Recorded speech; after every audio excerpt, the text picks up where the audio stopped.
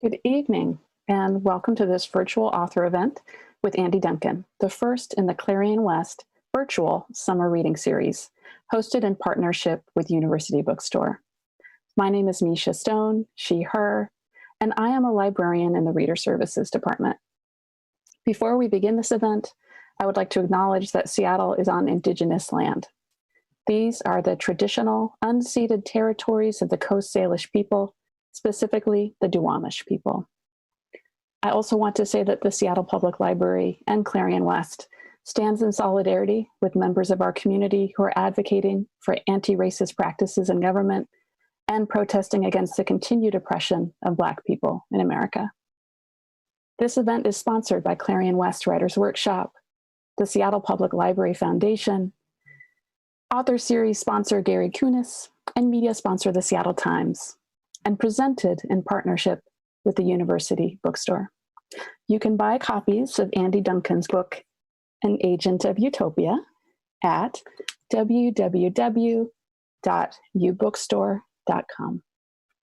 This program is being recorded and will be available later on the library's YouTube channel with captioning for accessibility. And I want to now please welcome Marnie Chua, Executive Director of the Clarion West Writers Workshop, who will be introducing the author and sharing a bit more about Clarion West. Thank you, Misha. Good evening, everyone. Thank you all so much for joining us for the Clarion West Summer of Science Fiction and Fantasy Reading Series. My name is Marnie Chua, and I'm the Executive Director of the Clarion West Writers Workshop. With so many changes this year, we are pleased to take our reading series virtual. Our mission is to support emerging and underrepresented voices by providing writers with world-class instruction to empower their creation of wild and amazing worlds. Through conversation and public engagement, we bring those voices to an ever-expanding community. For the first time in our history, that community is entirely online this summer. As an avid science fiction reader, I can't tell you how much I enjoy these readings and the conversations that follow. Our community often engages in conversations that are ever more important to these times. Books have a profound impact on our society, and they can impact the course of our discussion. In light of these challenging times, we have moved forward with our annual write-a-thon, which is our largest annual fundraiser. Think of a walk-a-thon with words. Going into this summer, we have put more focus on content and enrichment for the participating writers. Registration is free, and participants receive a weekly writing prompt from Clarion West instructors, first look at instructor-led craft talks, access to affinity groups, writing sprints, and writing classes, all free and open to everyone. We kicked off the write-a-thon this last weekend, but it's not too late to register. With 498 participants and counting, this is our biggest write-a-thon ever. Writers from all over the world sign up and set writing goals, and those that are comfortable recruit sponsors to show their support by making a donation to Clarion West. That sponsorship is really important, not just to Clarion West, but to the individual writers. It helps ensure that we can continue to grow and offer free and low-cost writing classes online, as well as more classes and workshops that are fully ADA accessible in person. During the write-a-thon, writers stretch and accomplish so much, hundreds of thousands of words of new work that might not otherwise exist. I encourage you all to consider sponsoring one or more of our writers. It's easy. The link is on our write-a-thon page, and it's also below in the video description or at clarionwest.org/write-a-thon. Before introducing tonight's reader, I want to thank all of our sponsors, including the Seattle Public Library, our event partner, the University Bookstore, Amazon Literary Partners, the Seattle Office of Arts and Culture, King County for Culture, and the many individual donors that support our programs. Thank you. This reading series continues on Tuesday evenings at 6 p.m. through July 21st. And we'll have a special open mic night on Monday, July 27 at 6 p.m. in partnership with 2 Hour Transport. Our author tonight is Andy Duncan, a graduate of the Clarion West 6-week summer workshop in 1994. Andy was originally scheduled to teach for the first week of our 2020 summer workshop and has instead helped kick off the write-a-thon with a writing prompt and a craft talk. He has received a Nebula Award, a Theodore Sturgeon Memorial Award, and 3 World Fantasy Awards. His third collection, An Agent of Utopia, was published in 2018 by Small Beer Press. And if you don't already have a copy, as Misha mentioned, there's a link below where you can purchase one. Andy is a South Carolina native, and he teaches at Frostburg State University. It is as enjoyable to read Andy's stories as it is to listen to him in class. Our ASL interpreters tonight are Dave Morrison and Elizabeth Rothman. Please enjoy the reading and stay after for our moderated question and answers. We will take questions from anyone watching. You can enter them directly into the chat box next to your YouTube screen. Thank you.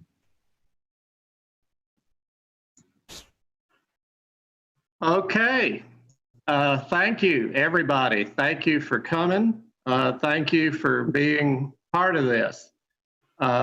Thank you to everyone at Clarion West for inviting me and for setting this up. Yes, it was, I hope you don't mind if I put my glasses on. I've reached that point of life, you know. Thank you to the students of Clarion West class of 2020, 2021, who I am getting to know. Thank you for making me welcome as a part of your community. Clarion West changed my life for the better 26 years ago, and I have every hope and faith that the same will be true for each of y'all. So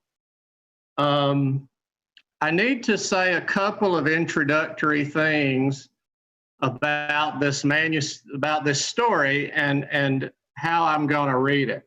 I need to first tell you about the Michael Swanwick rule. If you were present for the craft talk Sunday night, you heard me talk about this. Michael Swanwick was one of my Clarion West instructors in the day, and he taught me a wonderful technique for indicating page breaks in a text during a reading. He said, you announce at the beginning that whenever you hit a page break, you will take a drink.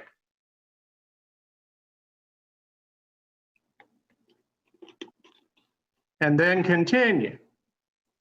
So eventually, you won't think we'll get there, but we will. We will eventually come to not 1, but 2 page breaks.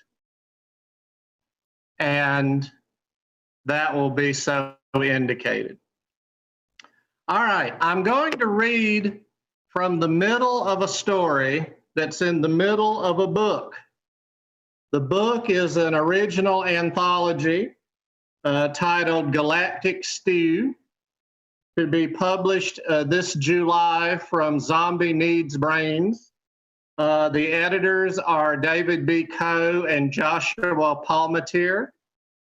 And the authors in it include Gabriela Santiago, Chaz Brenchley, Esther Friesner, R.S. Belcher, and many others. I apologize to the interpreters. I forgot to run those names past them beforehand. But I'm delighted to be in the table of contents with all of them.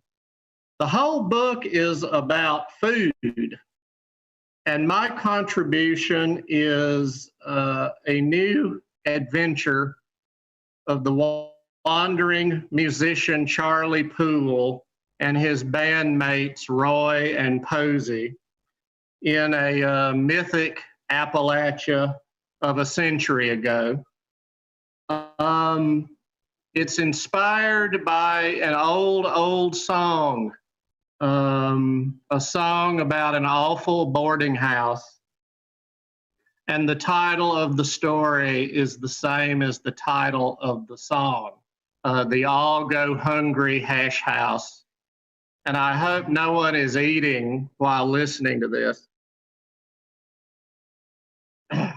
I'm going to start a few pages into the story.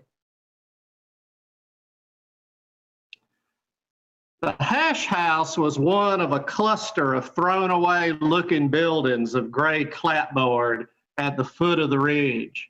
all leaning into one another like drunks on the watery bank of a red clay stream. The dirt track winding among the buildings was deserted. As Charlie, Roy, and Posey approached, the double doors of the hash house flew open with a bang, and a man in coveralls emerged, carrying one end of a stretcher. "Make way! Make way!" the man cried as he walked across the empty porch and down the empty steps and into the empty street. As he went, more of the stretcher became visible. There was a lot of it. The man kept on walking, and the stretcher kept on coming out the door. Lying on the stretcher was a prone figure entirely covered with a sheet. Whether the figure's head or feet had come out first was impossible to determine. But as more and more stretcher became visible, more and more of the sheeted occupant became visible too. The occupant was just as long as the stretcher, and a damn sight more improbable. The man carrying the first end of the stretcher had crossed the street and passed out of sight behind another building by the time the other end of the remarkable stretcher emerged from the hash house doorway. The man holding that end was the mirror image of his partner. In a way, this was anticlimactic, but it was also profoundly unnerving in a way that was downright mathematical. And the three travelers stood frozen, watching. "Make way, make way!" the stretcher bearer or bearers cried as the stretcher finally was borne out of sight, past a sign that said, "Tan yard in the rear." In front of the sway-backed building next door, which would have collapsed long ago, if not for the hash house's support, a crooked man dressed formally in gray hunched over a couple of sawhorses. He was sawing planks by hand, his top hat tick-tocking back and forth as he worked. All around were partial coffins of varying size. Behind and above him hung a signboard that said, in faded cursive script, "Pritchett and Scry undertake." Someone had scrawled an R and an S at the far right of the sign as an afterthought, and in an entirely different hand like a child. Charlie called out, "What happened to your sign painter, brother?" Mr. Pritchett, or maybe Mr. Scry, did not look up from his work. "Knocked off for lunch 12 years ago. Warned him not to eat next door. Had to finish the job myself." "Why not finish off these coffins?" Posey asked, picking at one with his foot. "Some of them lack only one board or a lid." "No coffin is finished," Mr. Scry or Mr. Pritchett said, "till it's claimed and occupied." He adjusted his sawdust-crusted glasses and squinted at each musician in turn. "And these will be directly." There was no reply to that. So Charlie, Roy, and Posey turned back to the hash house, just as the first stretcher bearer stomped back into view around the corner. He was eventually followed by his double, by which time the first man had reached the hash house steps. The stretcher that connected them was just as long as before. So was its sheet-covered occupant, though from the bearer's pained expressions, this one was heavier. Maybe it was multiple occupants laid end to end, or maybe it was the same occupant getting heavier over time, as burdens tend to do. "Make way, the stretcher bearers cried.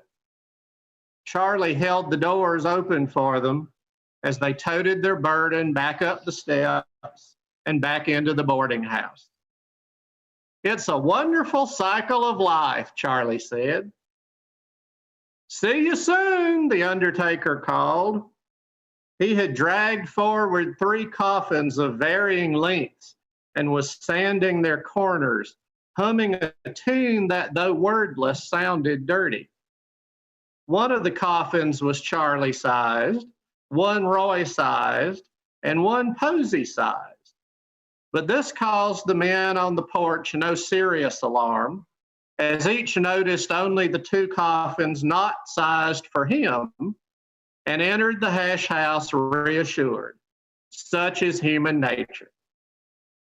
The boarding house's narrow, cold, silent front parlor contained only an empty elephant's foot umbrella stand, a spavined deal-topped table that held a thimble-sized container of toothpicks, and a framed tin type on the wall of 3 children wearing Halloween masks. At least Posey thought they were masks. Where the stretcher bearers had gone was a mystery, but there were only 2 interior doors. The one on the left had a sign that said "Eat," E-A-T, and the one on the right had a sign that said "Ate," A-T-E. After a moment's hesitation, Charlie pushed open the door marked "Eat," revealing a scene of such raucous noise, such brilliantly lighted confusion, that the still and chilly parlor was immediately forgotten, like a distant small mistake. Stretching into the misty distance were scores of round tables, each ringed by 8 chairs, and every chair full of people talking to one another at the top of their lungs. Pale, hollow-eyed servers careened between tables, platters in their hands and balanced on their forearms. The heat was stifling. A gap-toothed, broad-faced old lady in a gravy-clotted shirtwaist hobbled through the crowd to greet them, waving a ladle.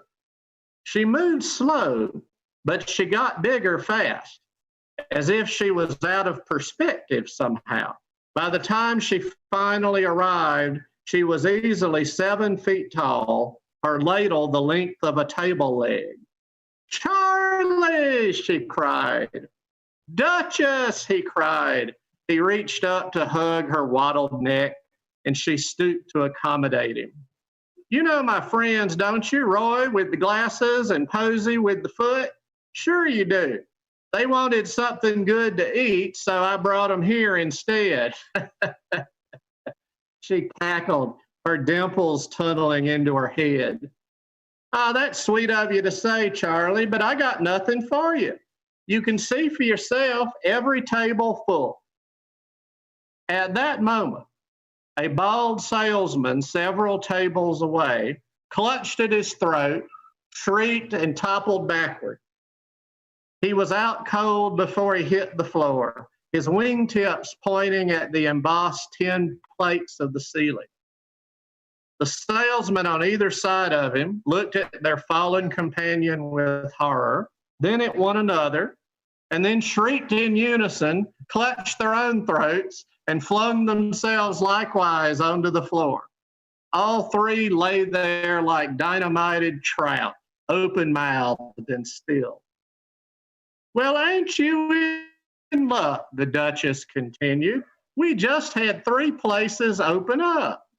She wedged 2 fingers into her fish-like mouth and emitted a whistle befitting a steam locomotive, at which signal 3 young flappers scurried out of the crowd shoulder to shoulder, tittering like birds.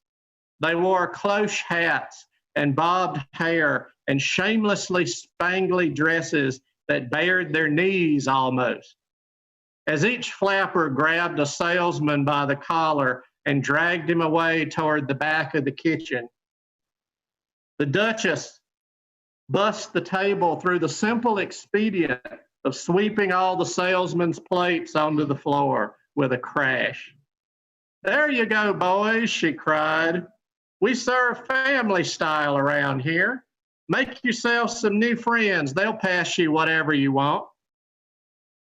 Indeed, the instant Charlie, Roy, and Posey sat down, stashing their instruments beneath the table, the other men and women around the red and white checked oilcloth, all of them glassy-eyed, slack-jawed, and reeling from exhaustion, began passing them pots, pitchers, plates, platters, jugs, mugs, tureens, bottles, cups, saucers, salvers, samovars, bread baskets, salt cellars, pepper mills, finger bowls, trenchers, trays, teapots, coffee pots, coasters, crocks, and casseroles, anything within reach, really, from their table and from neighboring tables.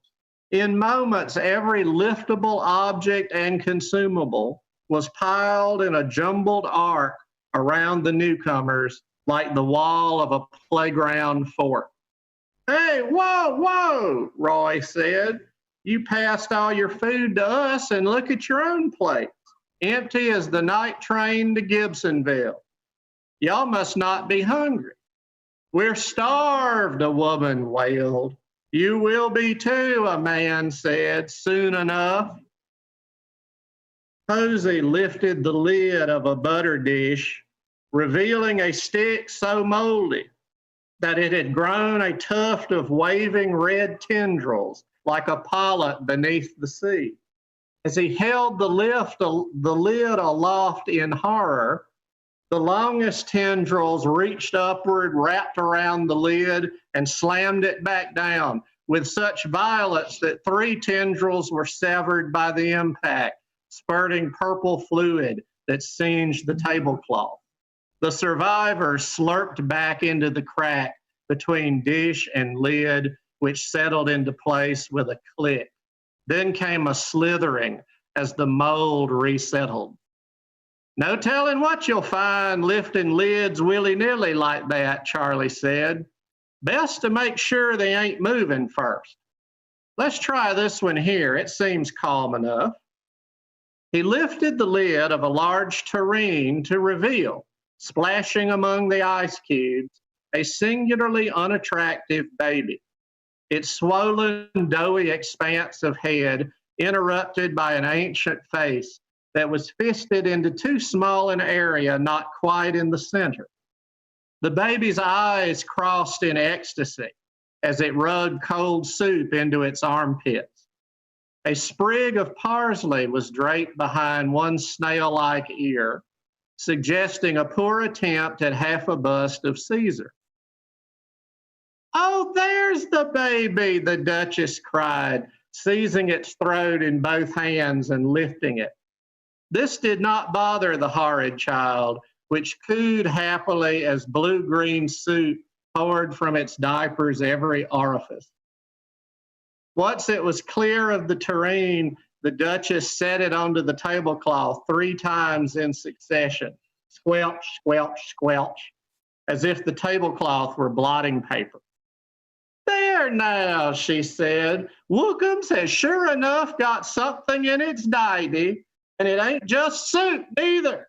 She shrieked into Roy's ear, cackling as if she had made an all-time funny.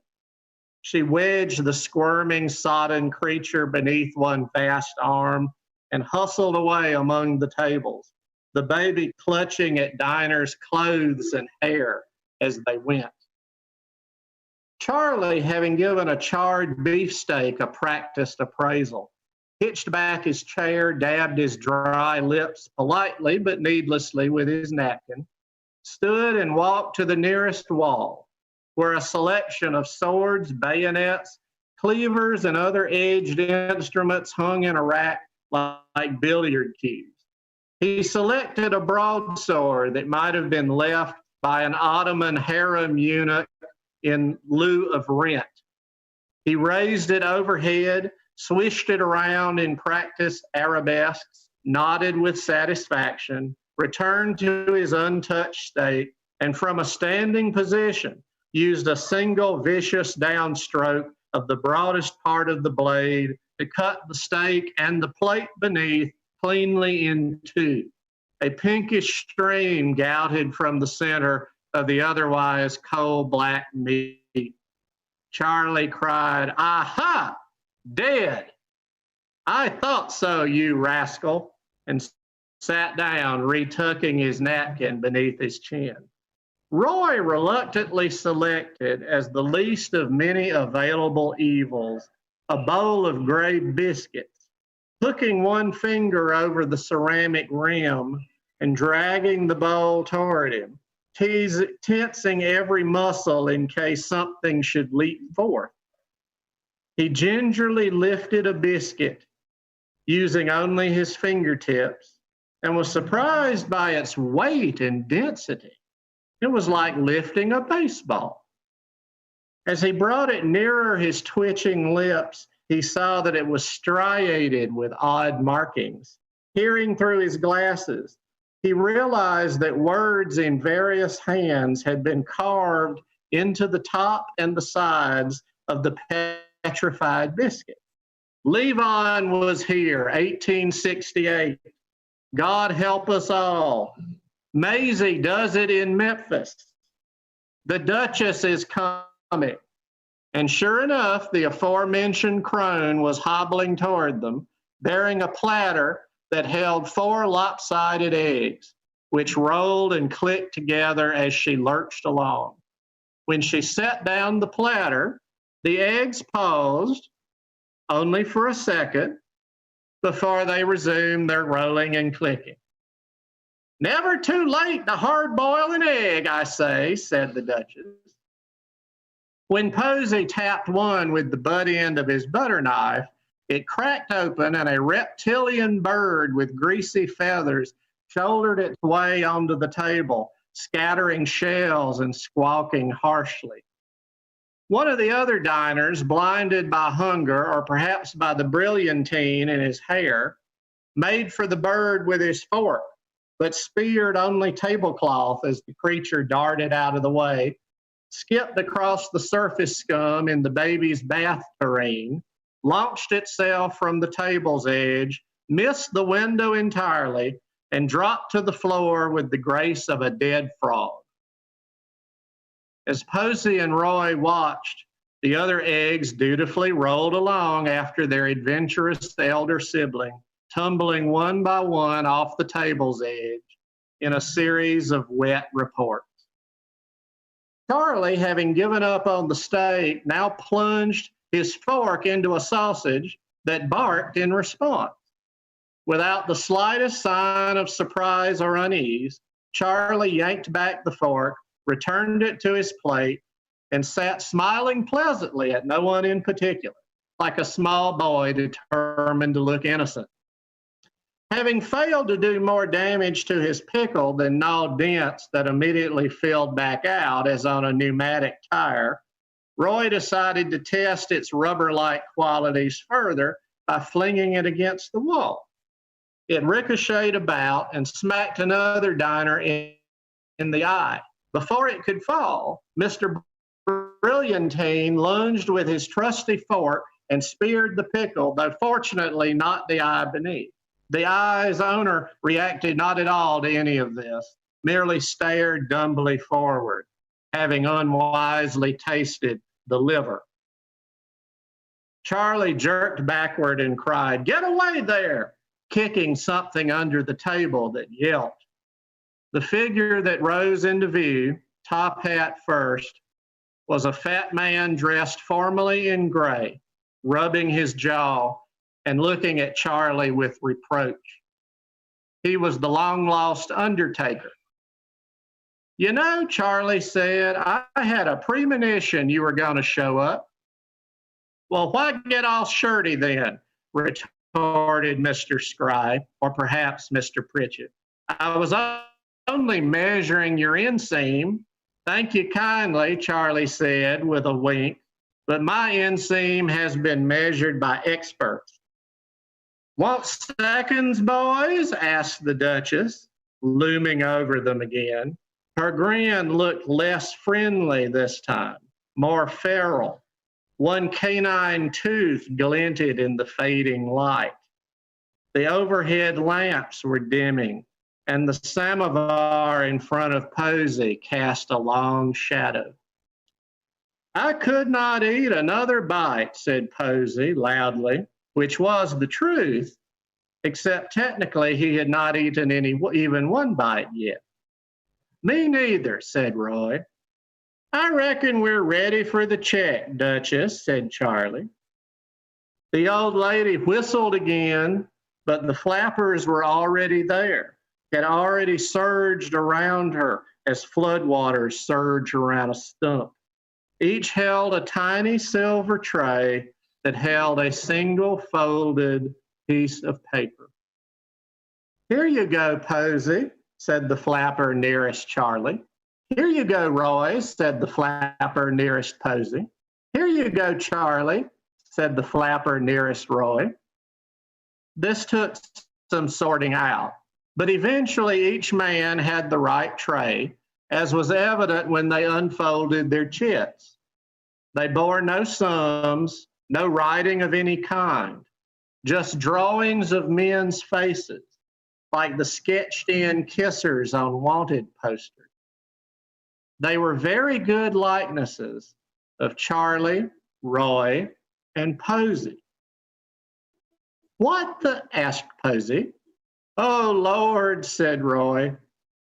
Without moving, the flappers, the Duchess, everyone in the place, all seemed to surge forward, to close in.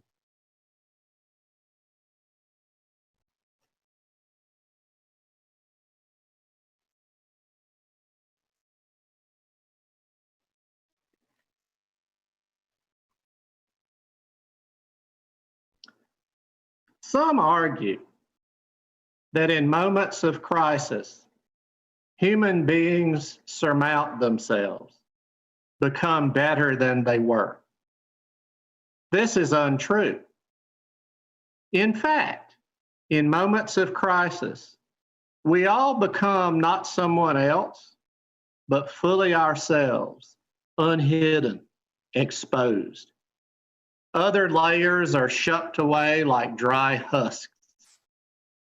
Charlie Poole understood this, and what he said next required no thought, no emotion, no faith, only this understanding.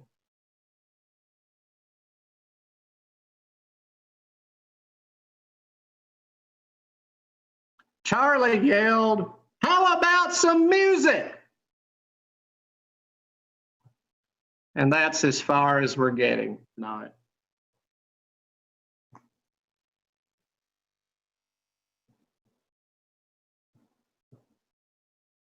That's the excerpt. The book again is Galactic Stew from Zombies Need Brains Press, available in all the usual places. Visit their website. They do very interesting Kickstarter anthologies, of which this was one.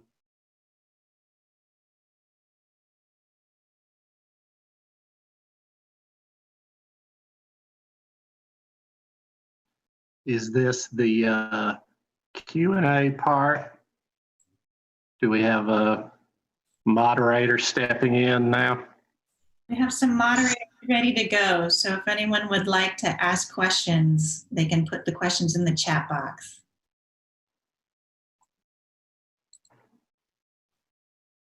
Andy, how far behind the story, Charlie, the other Charlie story is this? Does this take place? Is a previous Charlie story?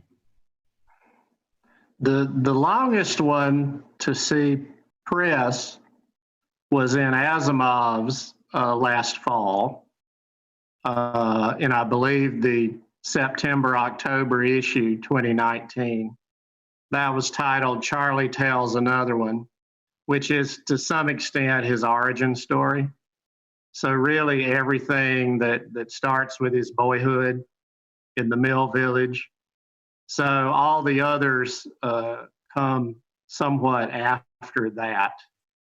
But my idea with the whole Charlie Poole cycle is that the better he gets at the banjo, the better he gets at the old songs, the better he gets at the old knowledge of the mountains, sort of the less strictly speaking human he gets, the more bizarre characters and bizarre realms as just depicted he can walk in and out of, not quite with impunity, certainly possibly to the grief of his comrades, but with some measure of learned skills, the way somebody picks up woodcraft, I suppose, in the Girl Scouts, I guess. So one of the things that becomes odd about Charlie is he sort of moves through time too. So he is both much younger than he ought to be and at times much older than he ought to be. So, but I envision this happening somewhere toward the middle of his life before the band has begun to implode, and when they are just beginning to realize what it means to accompany Charlie on this journey. That sounded so good, I should have written it down. It sounds like a prospectus. I'm glad y'all, I hope y'all are recording this so I can, crib that later. Yes, exactly. You'll have to come back to it. And we have a question from Dan and Joanna Trefethen, and they want to know if they detect a bit of Alice's Duchess in there. Oh my goodness, yes. Thank you. I was writing, I was just sort of riffing. I was listening to the song over and over, and I was trying to think of all the, bizarro things that could possibly happen on a table full of food in a boarding house. And so the more absurd it seemed, the more Lewis Carroll it seemed to me. And although I had initially thought of the Duchess, I tend to cast my stories to some extent, at least the supporting players. And I had come to think of the Duchess as Marjorie Main, the old Hollywood actor who played Ma Kettle in all those movies, but was in many other movies too. But she certainly took on the lineaments of Lewis Carroll's Duchess also, in another hot, close, food-oriented environment with a pig-like baby involved. But the Marx Brothers wound up in there too. There's one overt shout out to A Night at the Opera in there, and I'm sure there's all measure of. I'm sure other people could point out other absurdist precursors there, but Alice's Adventures in Wonderland and Through the Looking Glass are probably, along with the King James translation of the Bible, the books that I have read most often in life until I was about 30. And chose another path. I read a chapter of the King James Version every night before going to bed. True story. That was my upbringing.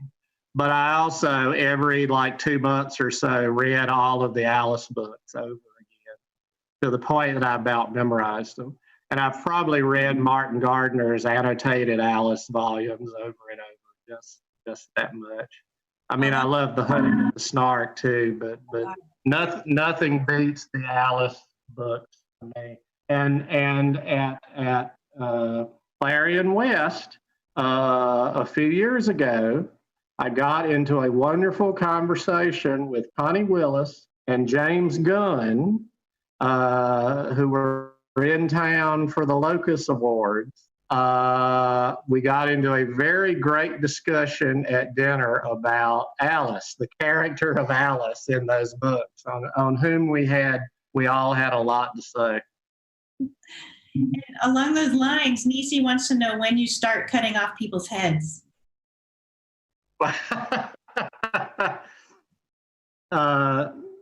Nobody's head rolls in that scene, but who knows? Later in the cycle, that might happen, and maybe worse things happen too. Bill Hauser has a question for you. He wants to know. Apparently, you started a story on Twitter last year. And I did, and of course, Householder would bring that up. Did you finish the story? I think he's had time to memorize that opening. I'm going to pick that. Thanks for. I'll make a note.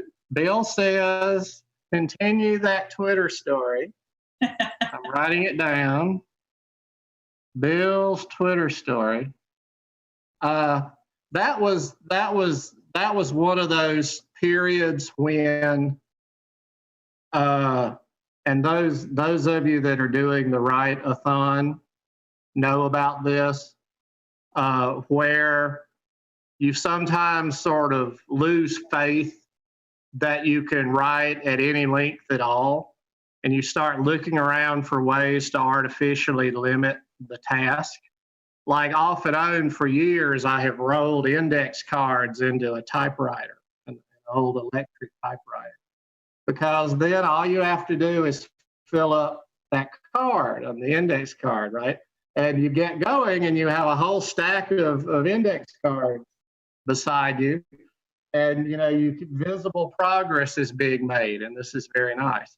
But I took a wild hair that month and just decided, if I just write one sentence at a time and post it on Twitter, then I can post that and say, whoo, all right, job's done for today.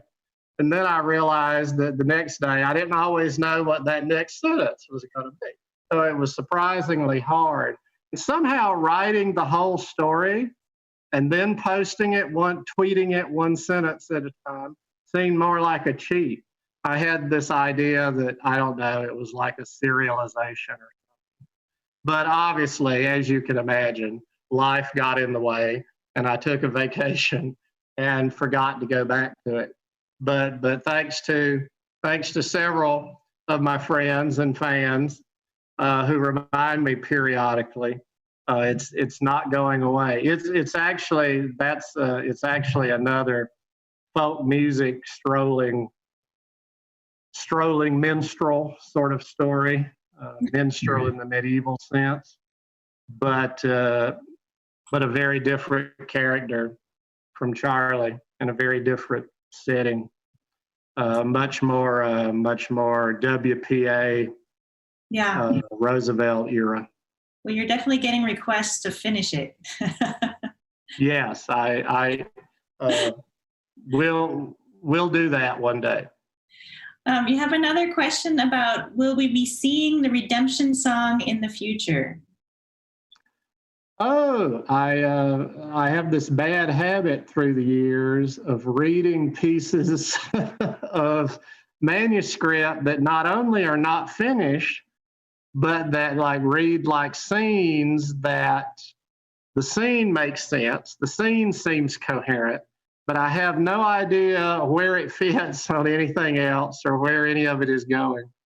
And one of those rash moments, for a while there, I was reading aloud from an alternate history, Old West, involving a character inspired by the first Black graduate of West Point in the 19th century, who had a very tough time, as you can imagine, on the American frontier where he was stationed. Frontier being in the sense of, sadly, the ongoing genocide against the indigenous peoples. And so the story was about all those racial issues and many things besides. I had some great scenes there, and they're still there. but I haven't figured out exactly where they're going. For one thing, I've been reading a lot of other people's fiction along similar themes and so forth, and thinking, okay, time to step up your game, Duncan. Time to really think about the implications of all these histories and all these voices. But it pleases me no end that people remember the things that I just, pulled out of my pocket and read one night sometime years ago. Yeah, and it sounds like that's something that we still need. We still need to keep the conversation going. So I'm sure that we'd like to have you continue working on it. We have another question from Eileen, who wants to know, Eileen Gunn wants to know if there's going to be an accompanying music CD, and I believe that's to do with today's reading. Well, if there is, Eileen, I hope I'm not singing on it. I do have a lot of musical friends, though. Who knows? Maybe Tania Johnson and Sarah Pensker and Scott Edelman and others could help me out. But if that Eileen is Eileen Gunn who asked, I should give her credit for the fact that I am obsessed with Charlie Poole in the first place. 1994, summer 1994, Eileen Gunn was the first person I met in Seattle. She met me at the airport with a sign because we didn't know what one another looked like in that pre-social media age. And she drove me by her house to pick up her magic electric typewriter, on which she had written her first published story, and on which in my dorm room at Seattle University during week one and a half of the workshop, I wound up writing the first draft of my first published story, which was Belutha Hatchie. And Eileen became one of my mentors and encouragers, not only that summer, but ever since, which I'm very grateful for. But somewhere around week 3 or week 4, she walked up to me on a break and she said, do you know about Charlie Poole? And I said, yeah, I know something about Charlie Poole. I knew a little something. I had been on the old-time music and bluegrass circuit for a while as an audience member. And I was right. It probably was when I was writing or workshopping Liza and the Crazy Water Man, which was all about the early days of the recording industry and the traveling Ralph Peer sort of recording studios and so forth, with the so-called race records and the so-called hillbilly records. All the poor people. All the black and white and Latinx and so forth. But and that's probably what prompted the question. But I told her, yeah, I know something about Charlie Poole. Why do you ask? And she said, well, it always seemed to me that Charlie Poole was really a fantasy character. And somebody should write a book where Charlie Poole was the protagonist. And it should be a fantasy novel. And she said, I used to think I was going to write that, but now I think you're the person to write that. And I said, okay, Eileen, I'll get right on that. And I thought at the time, that'll be, my 1995 project, and you see how long it's taken me to still, aspiring writers watching at home do not necessarily do that this way. Don't take, 5 and 10 and 15 years to write something. Although those of you who have the PS Publishing edition of Wakulla Springs, there is an extensive collaborative essay at the beginning where my co-author and I, Ellen Klages, tell the entire 40-page story of exactly how that World Fantasy Award-winning novella came to be, and the years that it took of discussing it and thinking about it and so on and so forth. No, but granted, most of that years was not actually working on the damn thing. It was like avoiding working on the damn thing or working on all these other things, you know. But every year there was something happening. There was conversation. There was thought about it. Collaboration start? Pardon? How did that collaboration start?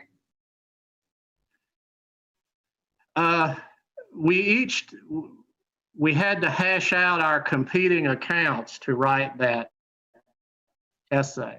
But the way I remember it is that at ICFA one year, she said, "Can I buy you a beer and tell you about something?" And I said, "Sure." She had me at the "Can I buy you a beer?"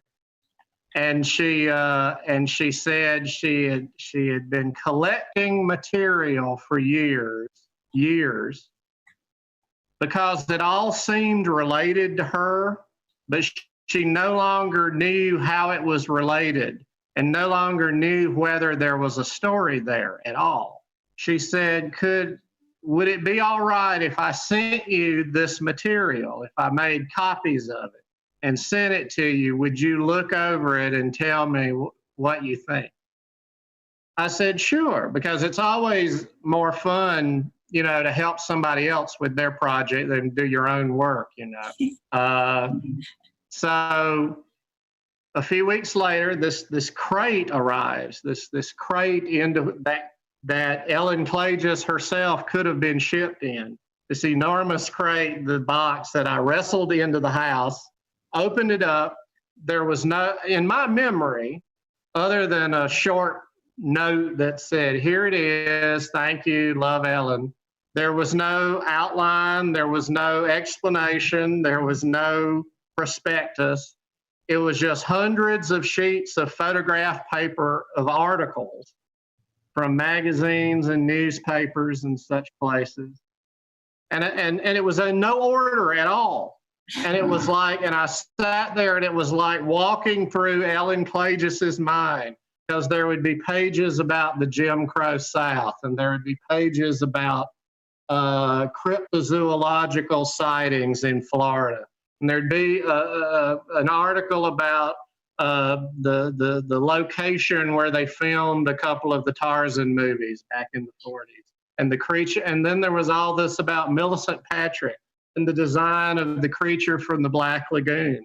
And there was a whole set of like photographs of chimpanzee television stars of the 1950s, because, you know, the success of J. Fred Muggs on the Today Show had led, you know, every executive in television to call and say, "I got to get me one of those chimps on my show," you know. So there were a lot of these chimps, and I just looked through all this with complete happiness.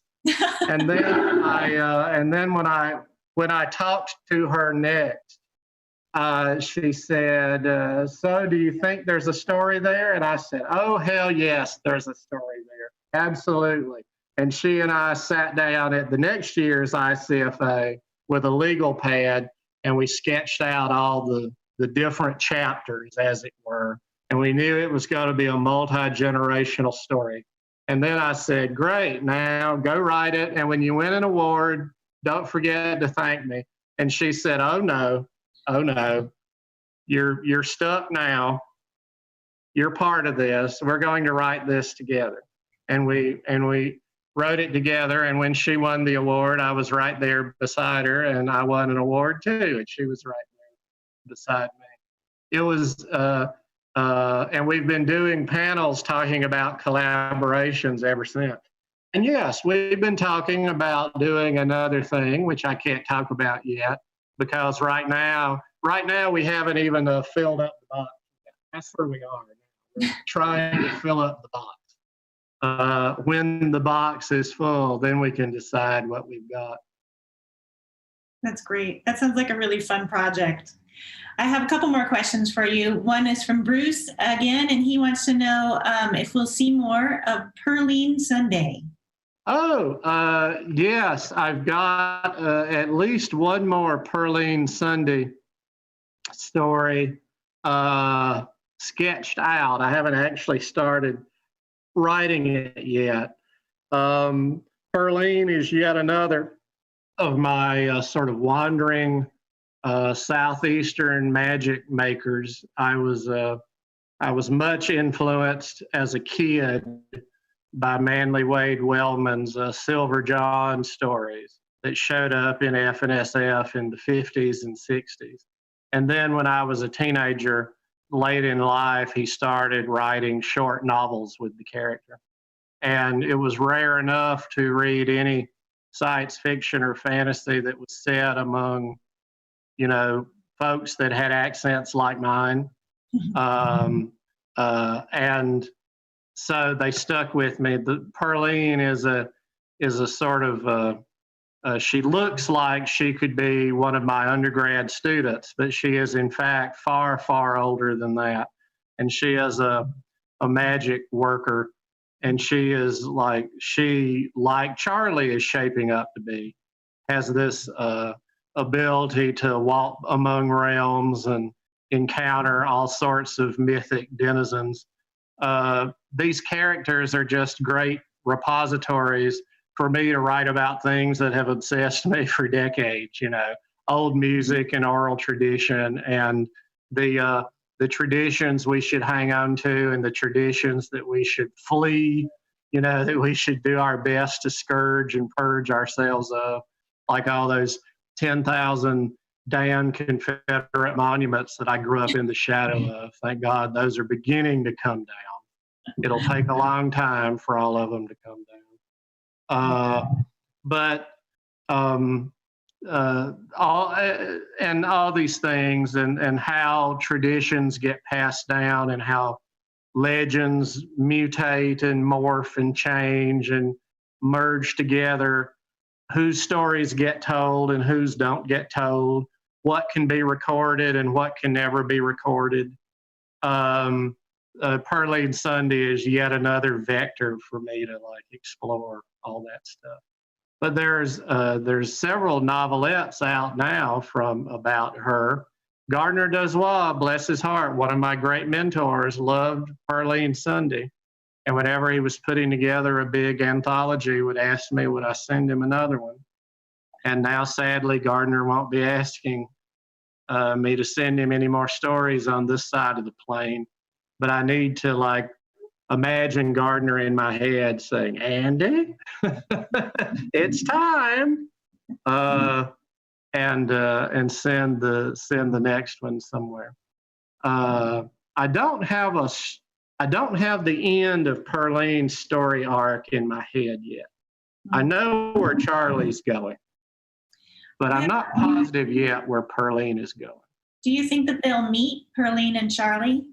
Oh God, already the last Perline story, she encounters the devil, or a devil, because the devil takes many forms, as we all know.